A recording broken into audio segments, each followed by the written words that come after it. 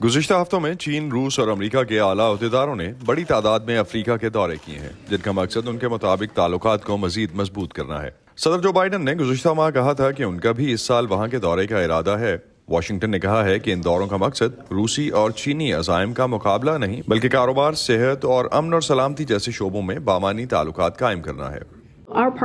Africa में हमारी शराकत दारी का ताल्लुक दूसरे मुल्कों से नहीं, अमरीका अफ्रीकी मुल्कों को अपना हकीकी शराकत दार समझता है और उनके साथ बाहमी एहतराम की बुनियाद पर ताल्लुकात कायम करना चाहता है, जैसा कि अमरीका और अफ्रीका के सरबराही इजलास में किए गए हमारे वादों से जाहिर होता है।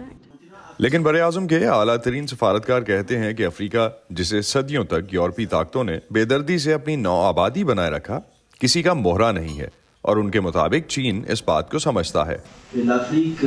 अफ्रीका खुद को असर और रसूख की कशमकश के एक अखाड़े मरकज के तौर पर लिए जाने से इनकार करता है।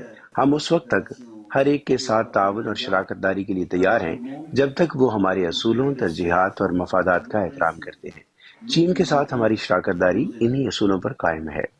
लेकिन जैसा कि वहां का दौरा करने वाले सबसे सीनियर अमरीकी ओहदेदार ने हाल ही में कहा था कि ये हरीफ बड़ी ताकतें एक दूसरे की सरगर्मियों से खूब वाकिफ हैं, खासतौर पर जबकि चीन और रूस आलमी सतह पर खुद को मजबूत कर रहे हैं। बहुत से अफ्रीकी मुल्क इस वक्त भारी कर्जों में जकड़े हुए हैं और ये बिलाशुबा एक मसला है जिसका ज़्यादातर ताल्लुक अफ्रीका में चीनी सरमायाकारी से है।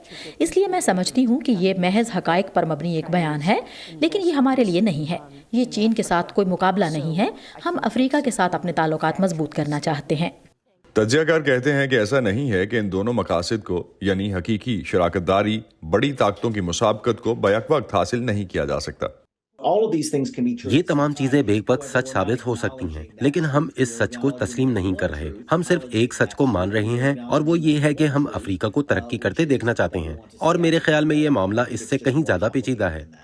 तज्जियाकारों का अंदाजा है कि चीन तरक्की पजीर मुल्कों के इंफ्रास्ट्रक्चर की तामीर में अपने global belt and road project के तहत $1 ट्रिलियन से ज्यादा खर्च कर चुका है। चीन दूसरे मुल्कों के अंदरूनी मामलात में अदम मुदाखलत का मौक़िफ़ बरकरार रखता है।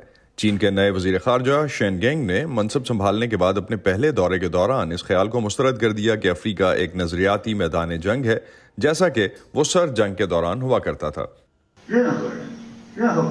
किसी भी मुल्क, किसी भी कौम को ये हक नहीं है कि वो अफ्रीकी मुल्कों और उसके अवाम को फरीक बनने पर मजबूर करे। अफ्रीका को बैनुल-अक़वामी ताउन का एक प्लेटफॉर्म होना चाहिए, ना कि बड़े मुल्कों के दरमियान मुसाबकत का एक मैदान। आइंदा दिनों में अफ्रीका का दौरा करने वाले अगले आला अमरीकी ओहदेदार अक़वाम मुत्तहिदा में अमरीकी सफ़ीर होंगे और मुमकिना तौर पर फिर बाइडन वहां जाएंगे। व्हाइट हाउस ने पिछले हफ्ते कहा था कि अभी तक किसी हतमी प्रोग्राम का ऐलान नहीं किया जा सकता। सदर बाइडन ने यूक्रेन के तनाज़े को जमहूरियतों और आमरीयतों के दरमियान एक कशमकश के तौर पर पेश किया है। अब जब अफ्रीका में जमहूरी जवाल के निशान वाज़े हैं, कैमरॉन हडसन कहते हैं कि उन्हें तजस्सुस है कि आया बाइडन इन नजरियात को अफ्रीकी सरजमीन पर भी पेश करेंगे, या वो उसे नजरअंदाज कर देंगे या मुलतवी कर देंगे, ताकि वो ऐसे ताल्लुकात कायम कर सकें जो अक़वाम मुत्तहिदा में या आइंदा सियासी तौर पर वाशिंगटन को फायदा पहुंचा सकें। तो देखना ये है कि सदर अपने दौर में उसूली पहलू को मद्देनजर रखेंगे या अमली पहलू को, या फिर दोनों को।